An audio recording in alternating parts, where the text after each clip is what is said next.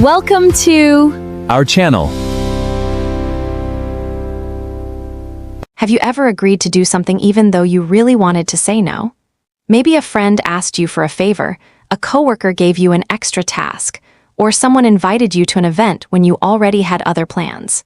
You knew you didn't have the time or energy, but somehow the word no just didn't come out. I think many people experience that situation.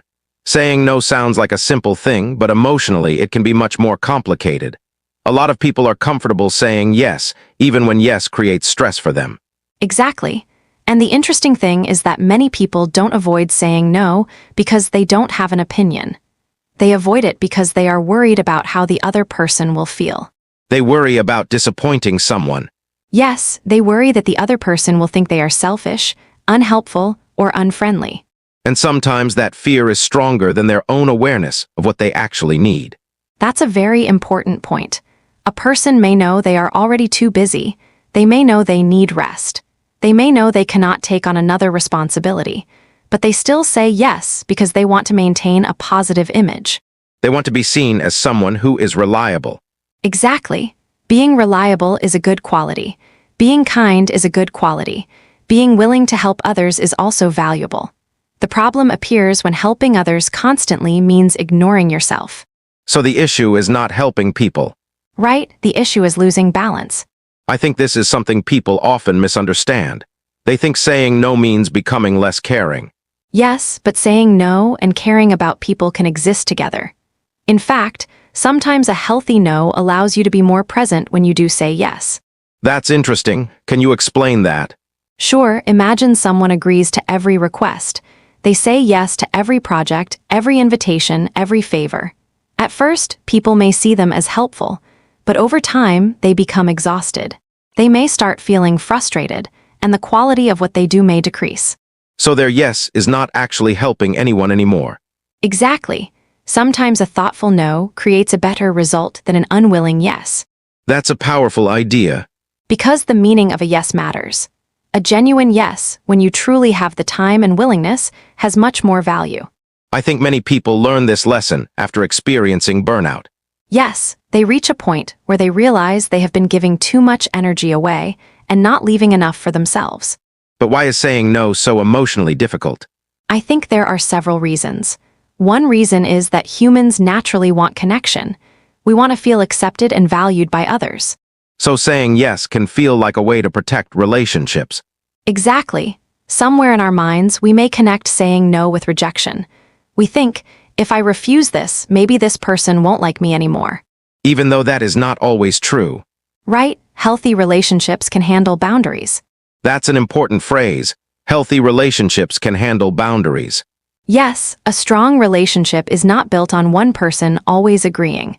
It is built on honesty, respect, and understanding. Because if a relationship only works when you always say yes, that relationship may not be balanced. Exactly.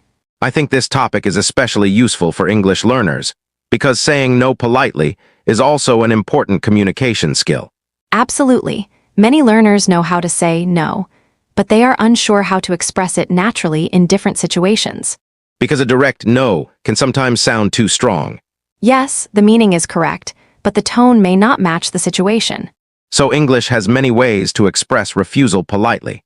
Exactly. Communication is not only about the words. It is about choosing the right level of directness. For example, if someone invites you somewhere, you don't always need to say a simple no.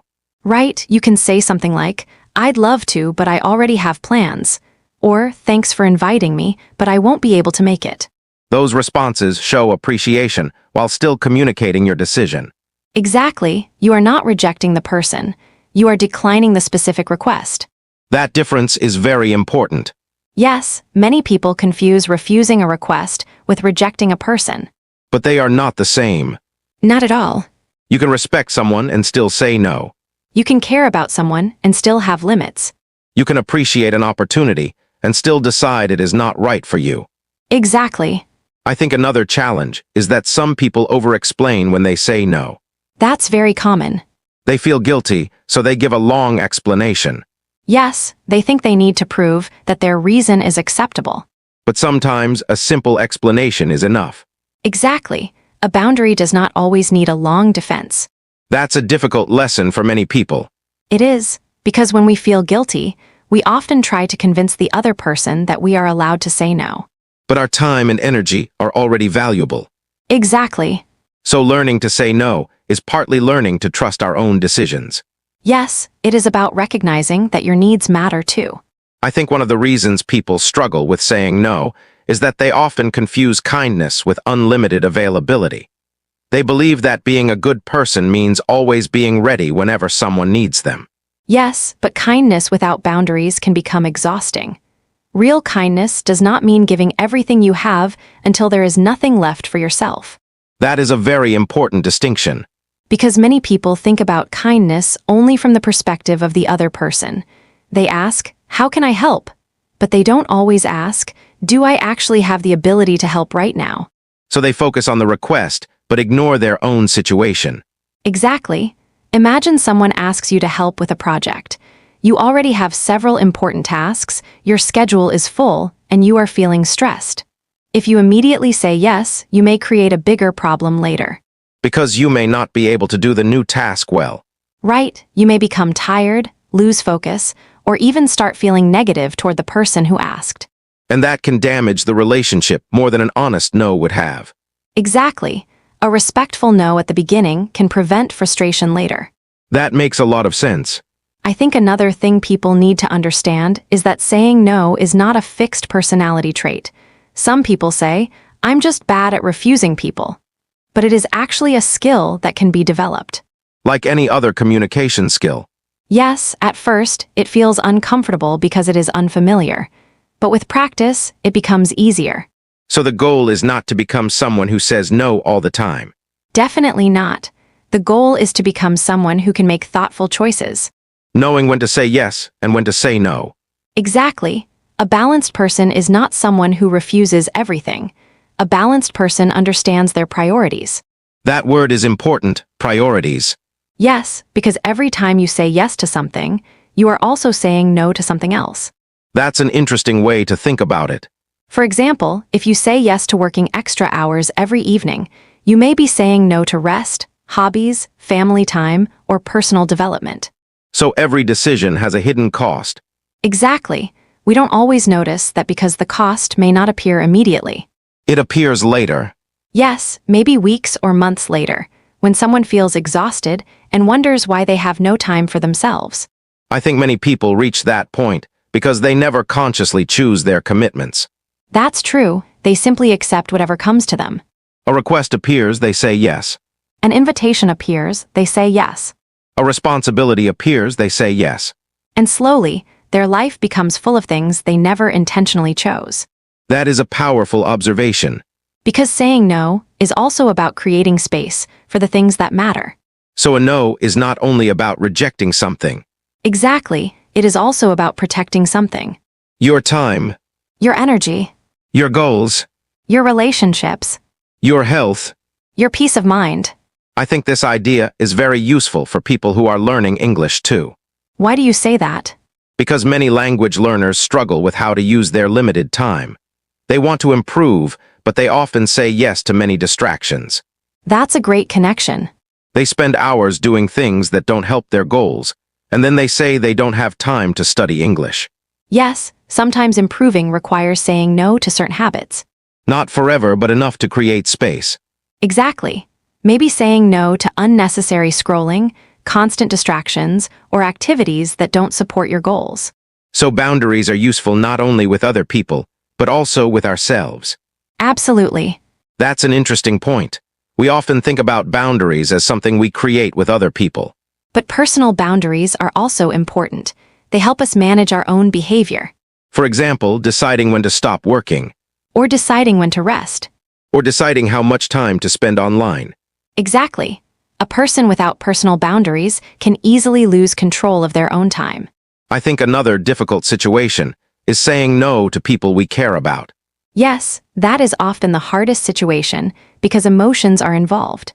If a stranger asks something, it may be easier. Right, but when a family member or close friend asks, we may feel more responsibility. We may think they need me. Exactly, and sometimes they really do need support.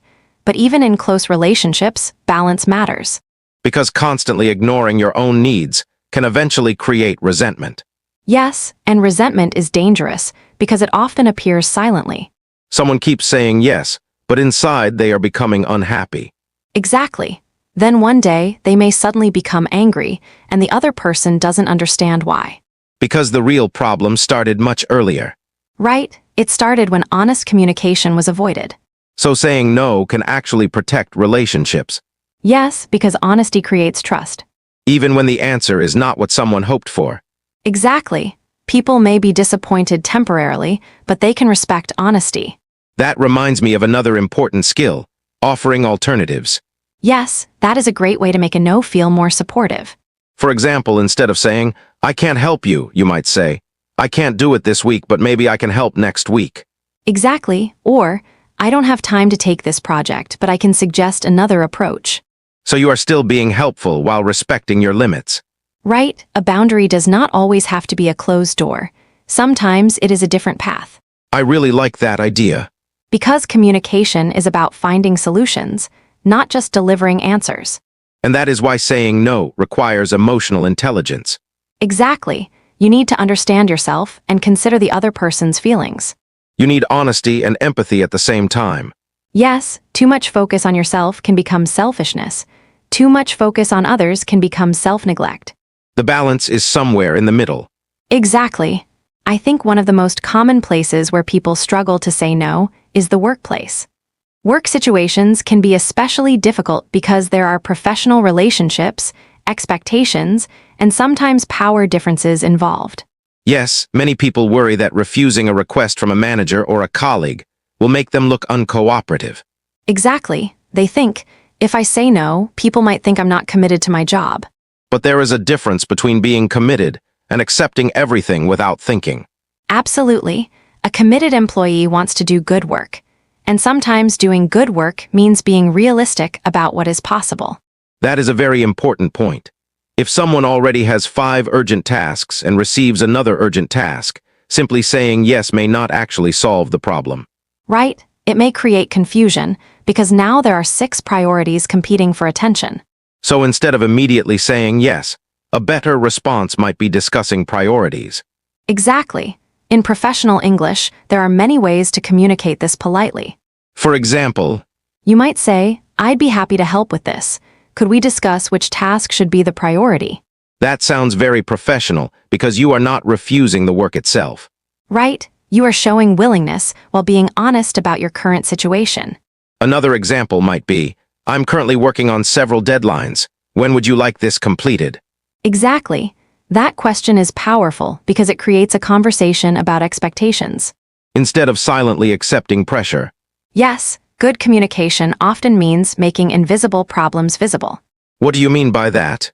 Sometimes people know they have too much work, but they don't tell anyone. They hope others will notice automatically. But usually that doesn't happen. Exactly. Other people cannot always see your workload. They may not know what you are already managing. So communication is necessary. Yes, a respectful conversation can prevent misunderstandings.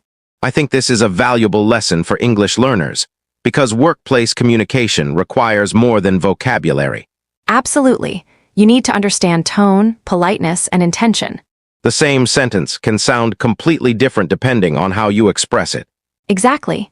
Saying, I can't do that may be correct, but in some situations, it can sound too direct.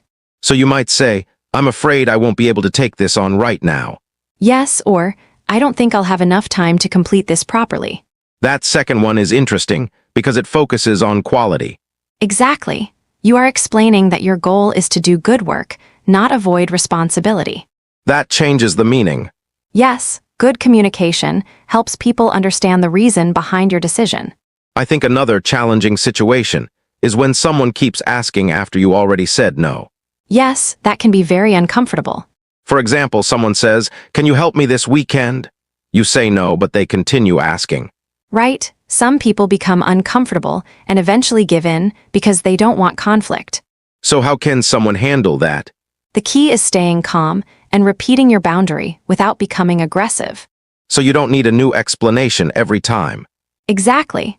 Sometimes people think they need to create a stronger reason, but repeating a simple message is often enough. For example, You might say, I understand this is important, but I'm not available this weekend. and if they ask again, You can repeat, I'm sorry, but I won't be able to do it. that sounds simple. Yes, a boundary becomes clearer when you communicate it consistently. I think many people make the mistake of apologizing too much. Yes, there is a difference between being polite and acting as if you have done something wrong. That's an important difference. If you say no, you are not necessarily doing something bad. You are communicating a decision. So instead of saying, I'm so sorry, I'm terrible, I know this is my fault.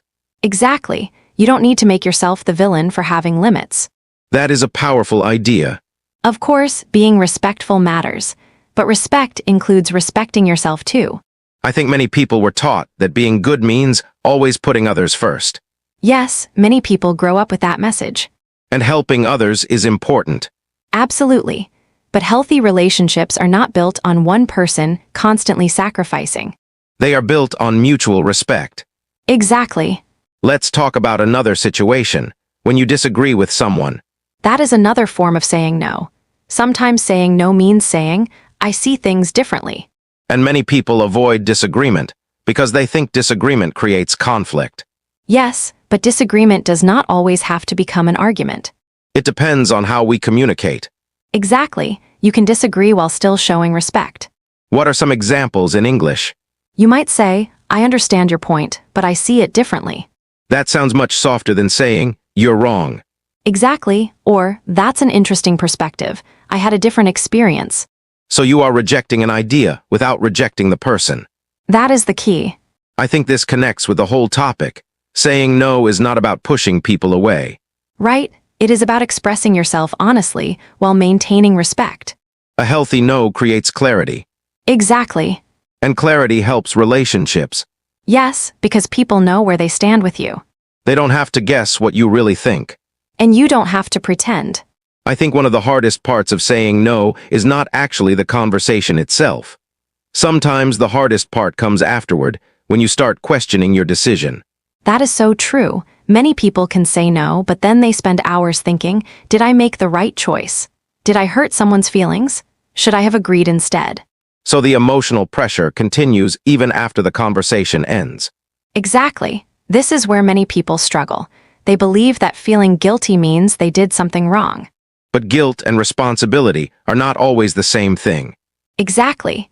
Feeling uncomfortable does not automatically mean your decision was wrong.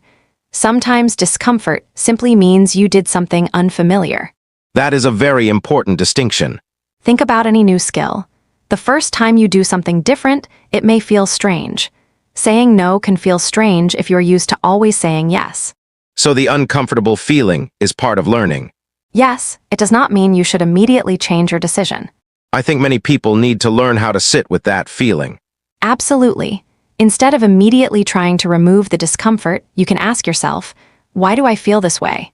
Maybe the answer is, because I care about this person. Exactly. And caring about someone is a good thing, but caring does not mean you must always agree. Maybe another answer is, because I want people to like me. That is also very common. Many people connect their value with being useful to others. They think, if I am always helpful, people will appreciate me. Yes, but real relationships are not based only on what you can provide. They are based on who you are. Exactly. A person who only values you when you are always available is not seeing the whole you. That is a difficult but important realization. It is, because many people spend years trying to earn acceptance by constantly helping. And eventually, they become exhausted. Yes, they give so much that they lose connection with themselves. So saying no can actually be a way of reconnecting with yourself. Exactly.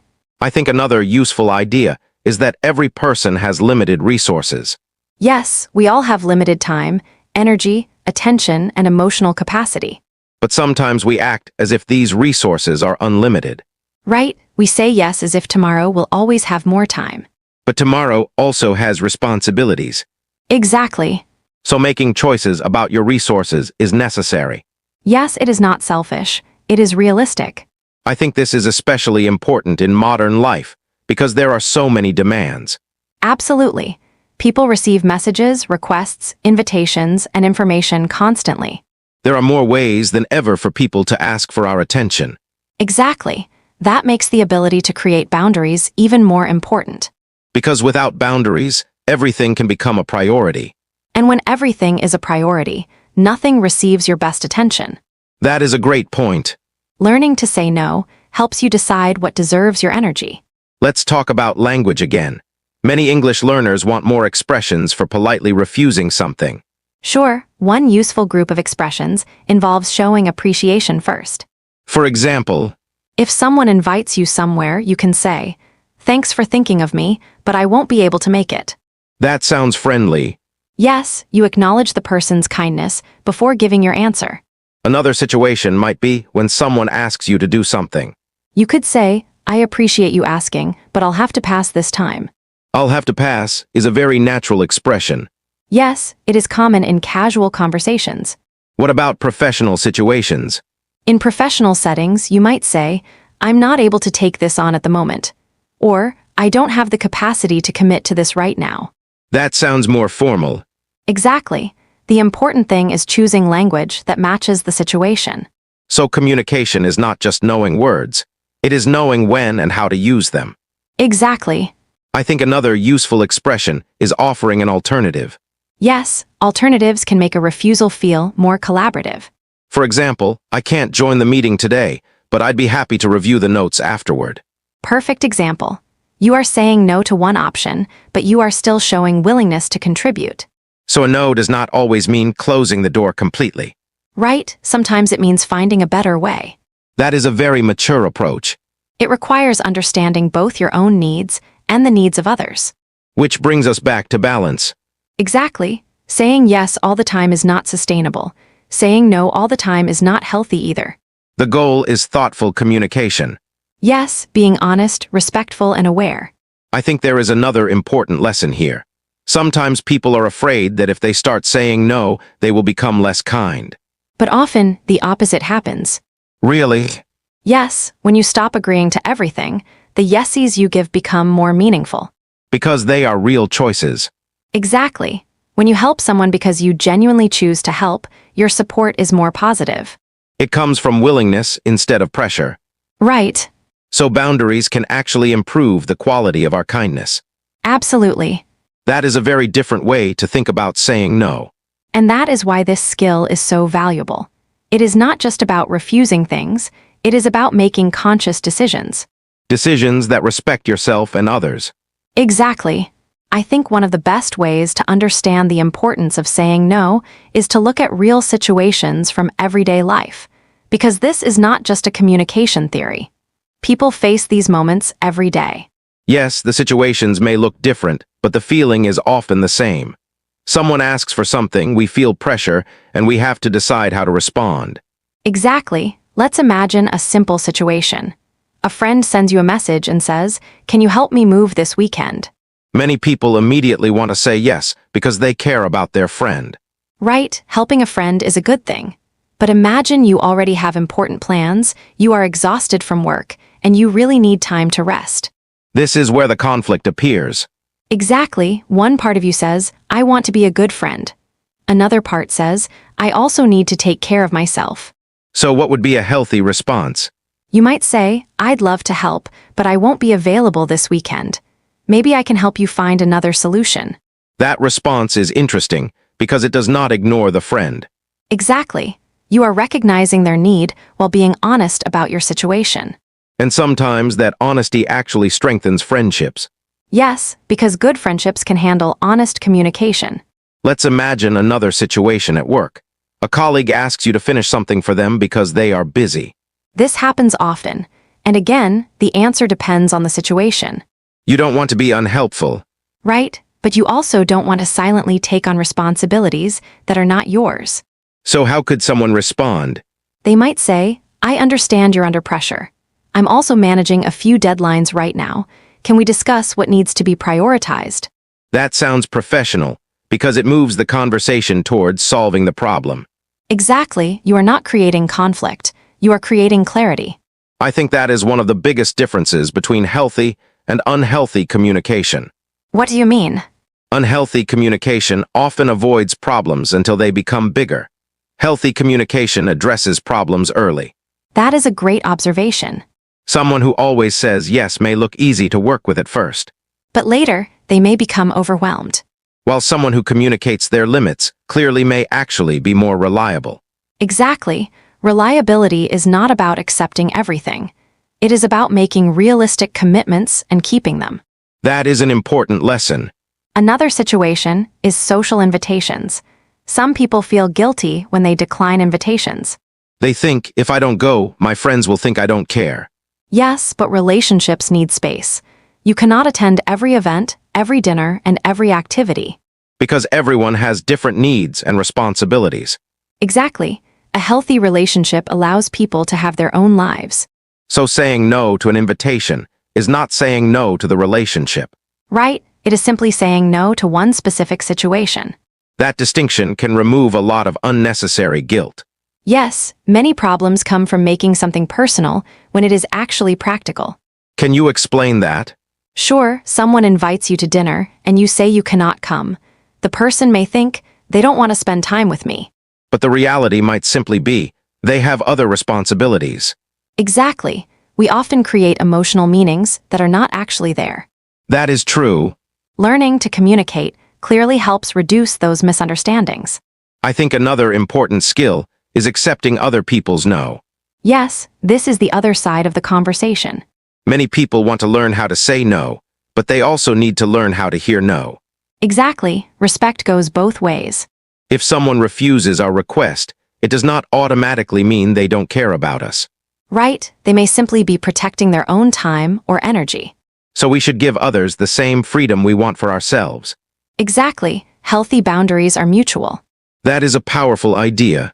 Because sometimes people say, I want others to respect my boundaries, but they become upset when others have boundaries too. They want freedom for themselves, but not for other people. Yes, real respect means accepting both sides. I think this also connects with learning English. Communication is a two-way process. Absolutely.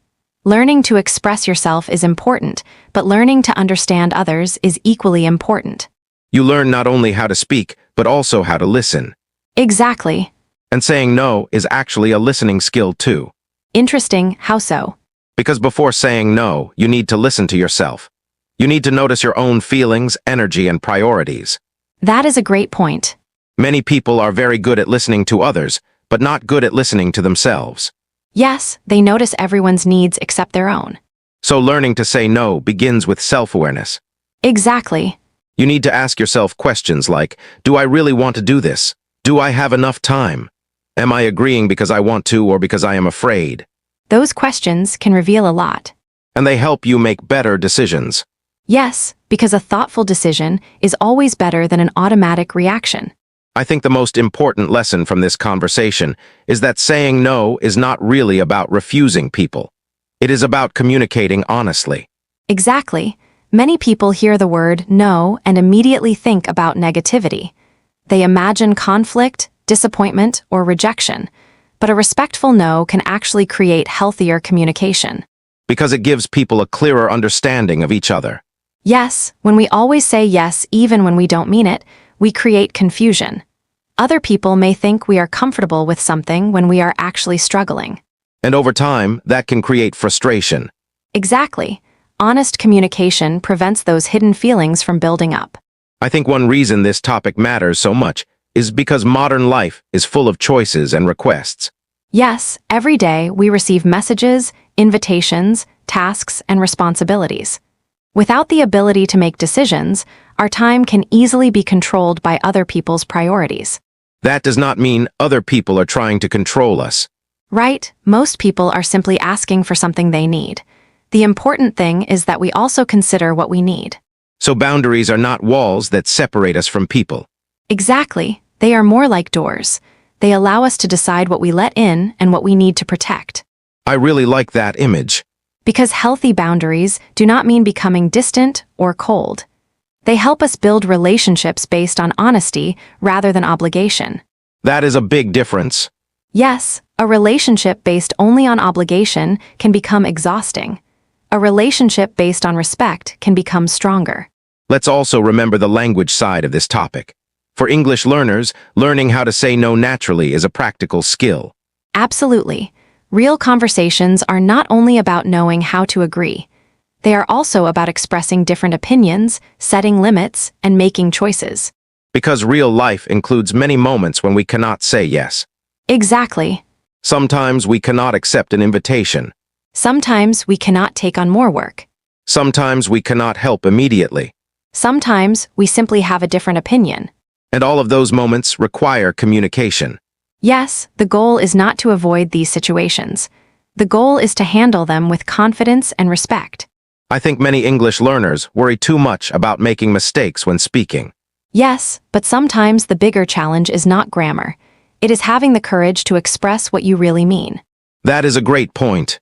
You can know many vocabulary words and grammar rules, but if you cannot express your needs, your opinions, or your feelings, communication is still limited. So learning English is also learning how to express yourself as a person. Exactly. Your ideas, Your choices, your boundaries. your values. That makes language learning much more meaningful. Yes, a language is not just a tool for exchanging information. It is a tool for building relationships and understanding yourself. I think there is also something very empowering about learning to say no. Definitely. Because when you realize you can politely refuse something, you stop feeling powerless. Exactly. You begin to understand that you have choices. You can choose what deserves your attention. You can choose how you spend your time. You can choose what responsibilities you accept. And you can choose the kind of life you want to create. That does not mean every decision will be easy. No, some no's will still feel uncomfortable. Some people may not immediately understand. Some situations may require difficult conversations.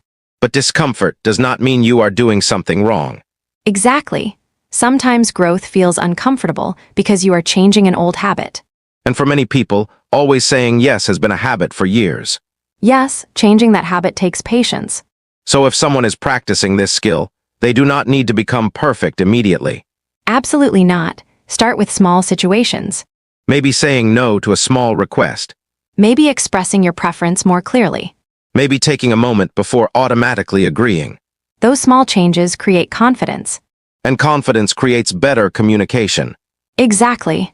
I think that is a great place to finish today's conversation. Yes, remember, saying no is not about being unkind.